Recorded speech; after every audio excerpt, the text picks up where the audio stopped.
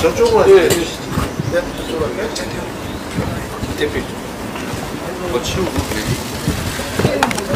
사모님 오세요.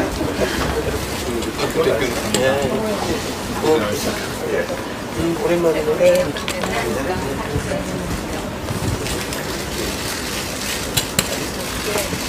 내가 다리 때문에 바닥에 앉지를 못해가지고.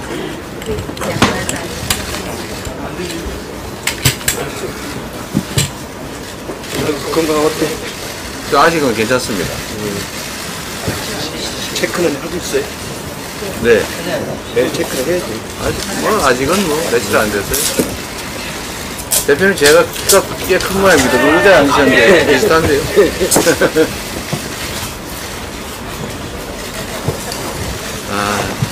이렇게 앉아 있다 보니까 참 이런저런 걱정이 많이 됩니다.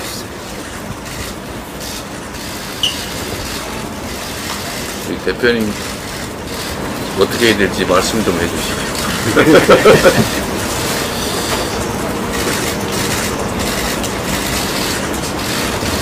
너무 많이 후퇴하고 너무 많이 망가지고 그게 단순한 사건들의 연속이 아니라 뭔가 깊은 뿌리에서 그러니까 민주주의도 법체제도 상식도 원칙도 다 들어엎어버리는 그런 느낌이 들어요.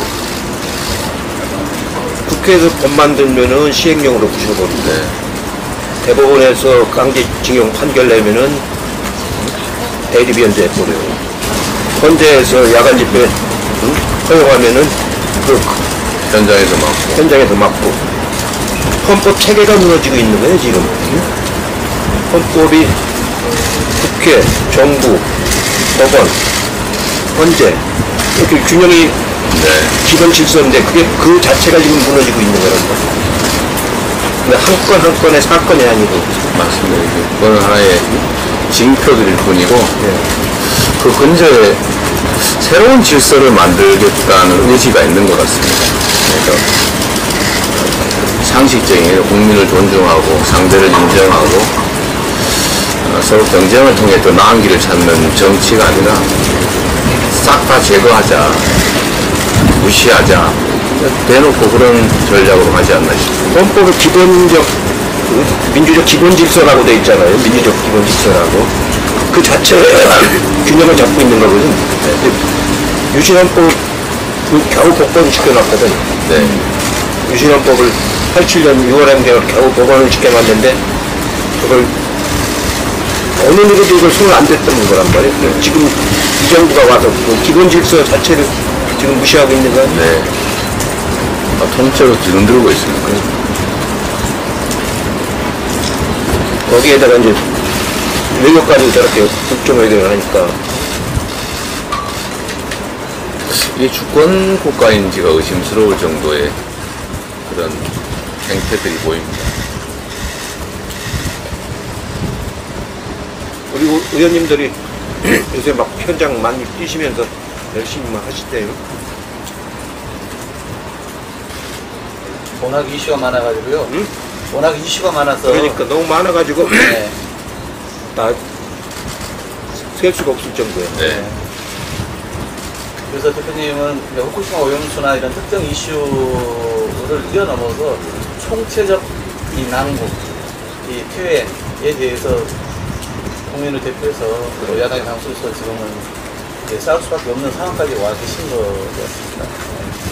그 밑에 이제 각 이슈는 저희가 국회에서 최고위나 원내에서 쭉 팔분담해가지고 국감까지 쭉 진행해 나갈 건데요. 지금은 한두 문제로 우리가 버텨갈 수 있는 사안이 아니기 때문에. 이 21세기 이 정보화 사회에 전혀 맞지 않는 공포 정치를 꿈꾸는 것 같습니다. 지난 1년 동안 그랬죠. 정보 통제하고 아니야. 압수수색을 400건이나 하는 그런 사례가 어디가 있느냐고요.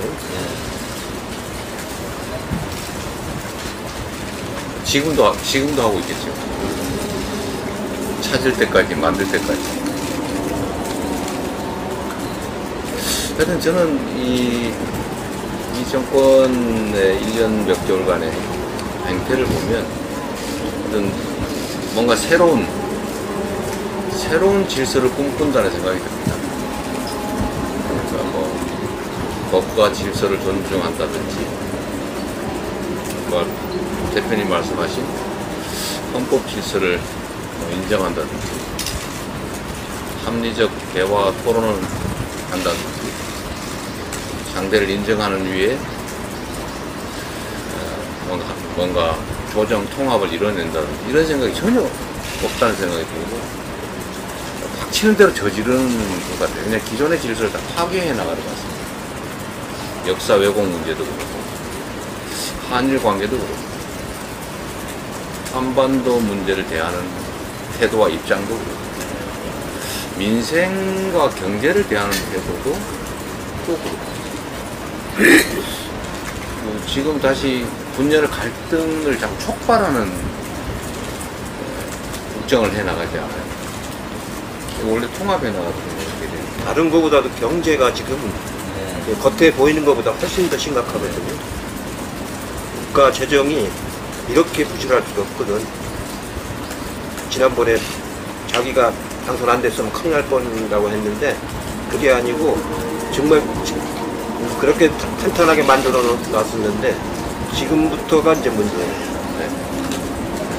하는 차이로 수시로 하고 있잖아요.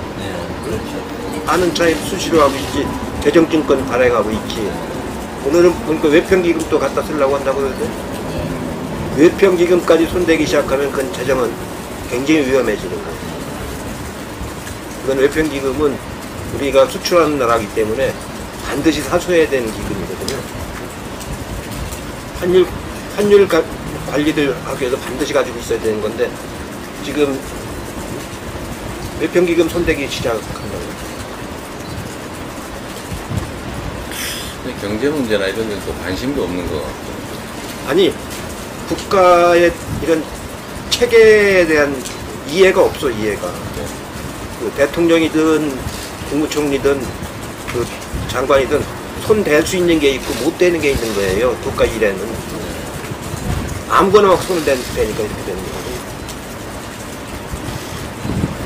법인세 잔뜩 감면해줬잖아요.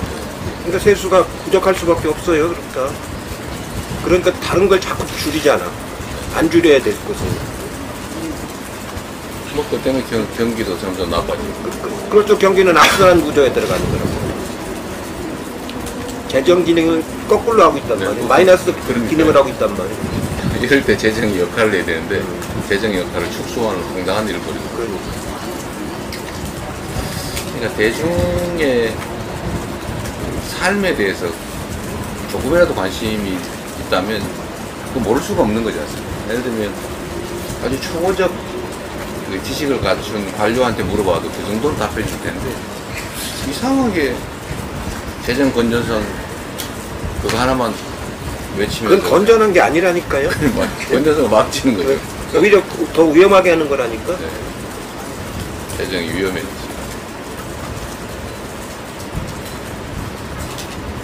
근데 누가 직언하는 사람도 없는 것 같아요. 본인은 즉흥적으로 얘기를 하고 누가 그렇게 하면 안 된다고 직언하는 사람도 없는 것 같아요. 순간적으로 막 지시하고 막 그러는 거예요.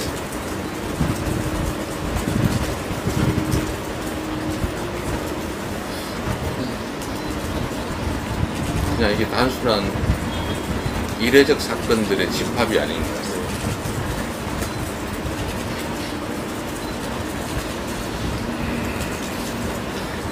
골목 경제가 너무 나빠지고 있다고 해요. 지금 내수도 나쁠 뿐만 아니고 특히 수출이 안 되니까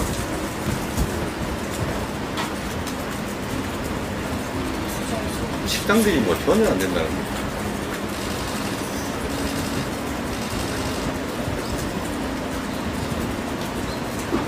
지금 이대로 가면 아마 금년에 재정 적자가 한 60조 가까이 날 것 같은데 내가 이렇게 보니까 이미 벌써 40조 이상 발생을 했고 관리 조금만 못하면 60조, 최소 60조는 발생.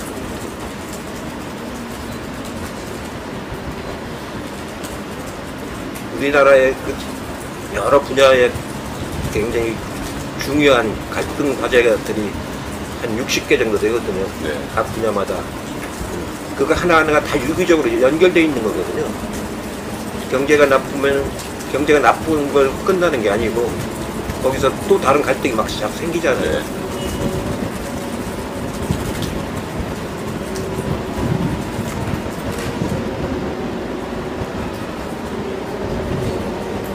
아까 우리 부모님들이 좀 다녀가셨습니다. 예. 그동안 50년 가까이 하신 부모님들 동조단식 하시겠다고 저 대표님만 이렇게 볼 수 없다고 막 이렇게까지 말씀을 하시고 하셨는데 대표님도 말들을 하시긴 했는데요. 막 말씀하시면서 눈물을 막 일성이시고 어떻게 지켜온 이 나라고 민주주의인데 그러면서 막 피를 토하는 심정을 말씀하시고 하신 분들 계셨어요. 그러니까 김대중 대통령이 돌아가시기 전에 2009년도죠.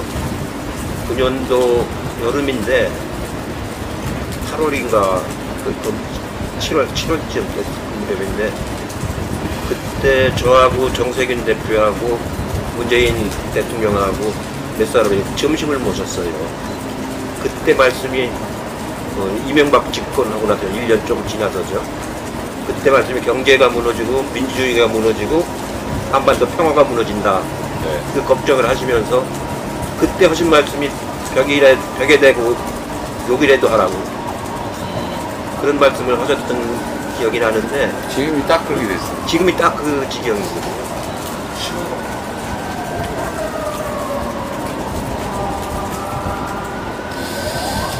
그 말씀을 하시고 그러고서 병원에 입원하시고 나서 한 보름 만에 돌아가셨거든요. 이 한반도 평화 안정 문제도 사실 매우 심각한 상태가 됐는데 일각에서 그런 걱정하지 않습니까? 거의 신북풍 그 중에서 좀 자극적인 방식으로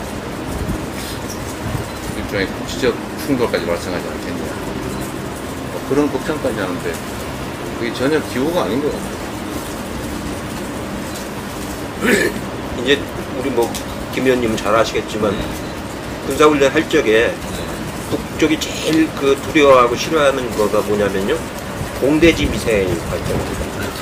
스텔스기로 해가지고 스텔스기에 떠가지고 공대지로 하면은 소리는 나는데 비행기가 보이진 않잖아요. 그거 훈련한다 걱정을 한 겁니다.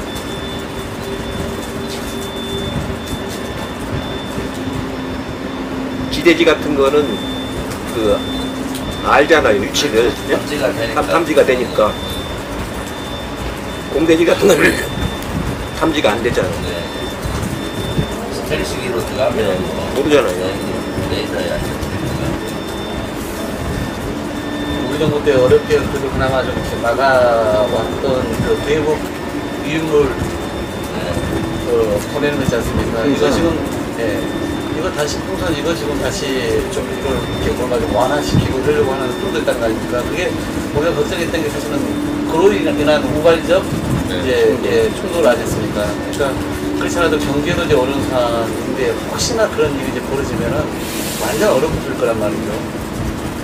그런 거는 그렇게 공포 위협적인 건 아닌데 아까 말씀드린 공대지 훈련을 하면은 그거는 굉장히 위험해요.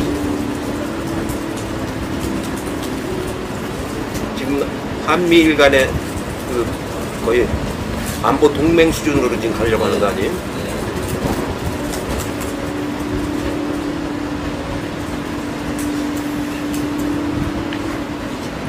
동북아 뭔가 안보의 불균형도 무너져가지고 무너져내는 거. 전쟁의 먹구름이처럼 막 밀려오는 느낌을 받고 있으니까 그러니까 평화가 무너진다는 그 말씀이 느껴지는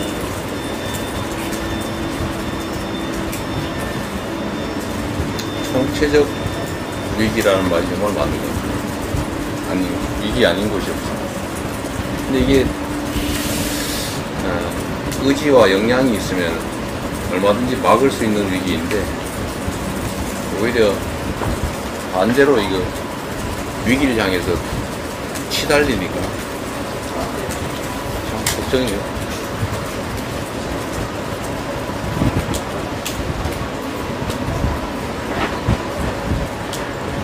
그래도 이 대표님이 이렇게 막 큰 결단을 하셔가지고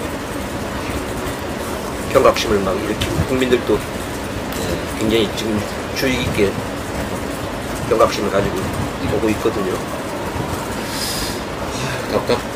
답답해서요. 그러니까 이게 제가 국회에서 우리 의원님들 활동하시는 것도 보고 있는데 이 합리적 지적이나 견제가 전혀 통하지 않습니다. 며칠 전에 윤석열 대통령이 어디 여당 연찬회에 가가지고 뭐 국민과 싸우겠다 이런 얘기 한 이후로부터 국무위원이나 이 정부 공무원들이 국회에 와서 태도가 싹 바뀐 거예요. 아주 난폭해지고 도발적이고. 그러니까 국민의 대표로 인정하는 게 아니라 싸워서 격퇴할 적으로 생각하는 거예요. 요새 그 상임이나 이런 거 하면 좀 그러죠. 네. 너무 도발적이지 않습니까? 이제 사람들까지 막 그냥 막 이렇게 뭐 세게 맞대응을 한답니다. 그게 이제 대통령이 지난번에 스타 장관이라는 표현을 한번 썼었고요. 몇 개월 전에. 그 다음에 이번에 이제 국회 가서 싸워라라고 구체적으로 지침을 준 거 아닙니까? 그러니까 이제 다 들어와가지고 막 그냥 뭐 대정부 질문이든 아니 뭐죠 얘기리 그 다음에 각 상임위든 간에 막 그냥 대응을 합니다. 얘기하고 뭐 국회라고 생각은 안 하고 안 하고 그냥 막 자기들 하고 싶은 얘기 막 쏟아냅니다. 말하는 중간에 계속 말하는 거 할게요. 모르지 않고 자기 내정부 질문이나 상임위에서 국무위원 답변은 국민께 답변하는 건데 앞에 있는 국회의원 개인의 답변하는 거 아니지 않습니까?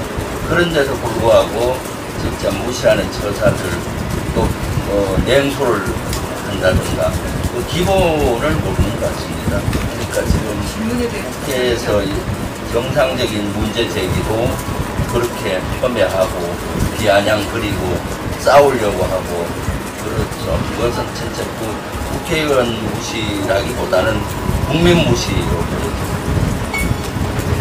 저희 이제 아까도 말씀드렸는데 그 사건만이 문제가 아니고 전체 국정 구조에 쭉 흐르는 일반적인 흐름이 있습니다. 이대로 가면 이제 파시즘으로 가는 거예요. 파시즘이죠. 이대로 가면 파시즘으로 가는 거예요. 연성 독재로 간다. 이미 그 단계가 된 것 같기도.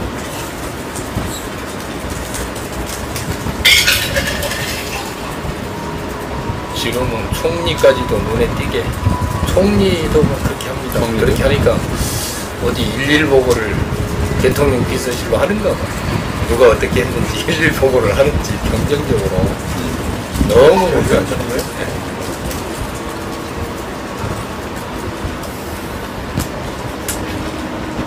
해군 해병대 그 수사단장 예. 구속시키려고 했던 거 봐요. 그 내용이 좀 터무니없잖아요. 완전히 거꾸로 뒤집어 가가지고 응? 그래도 좀 다행스럽게 영장이 기각돼가지고 어떻게 그런 근데 참 무성의하더라고요, 내용이. 그냥 무조건 발부될 줄 알고 있겠지.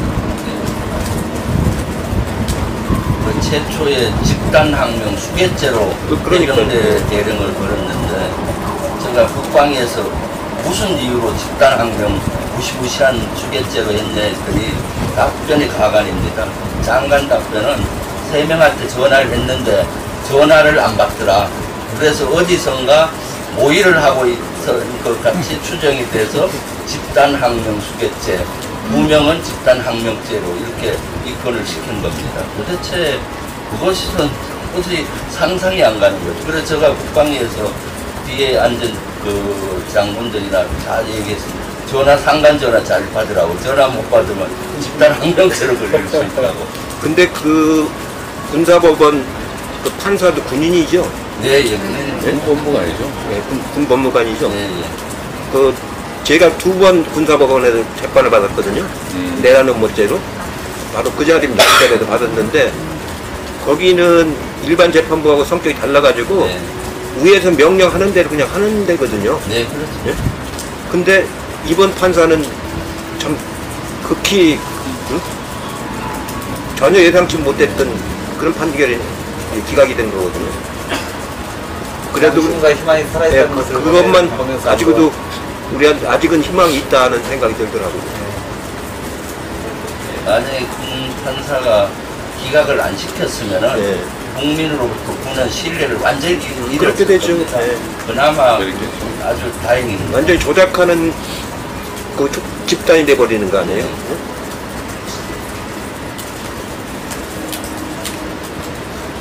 그 해군 아니 해병대 수사 단장도 참 용기 있는 사람이고 네. 그 판사도 참 용기 있는 네.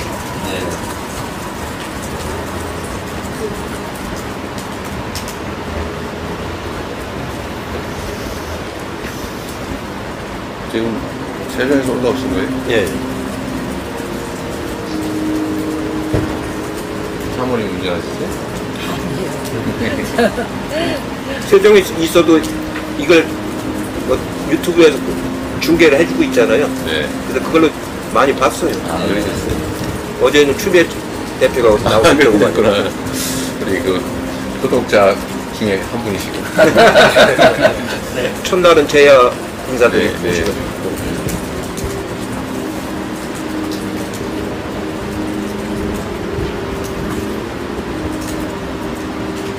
그 대표님 오신 김에 잠깐 들어가서 말씀 좀 나누고 가시죠. 아, 그, 좀, 아니, 그러시죠. 네.